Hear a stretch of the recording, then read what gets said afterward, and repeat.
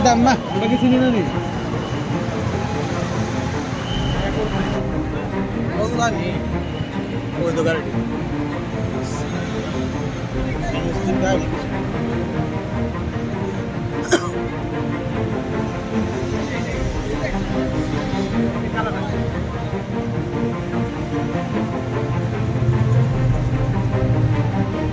মানে এই স্পিডে যাবো কালকে না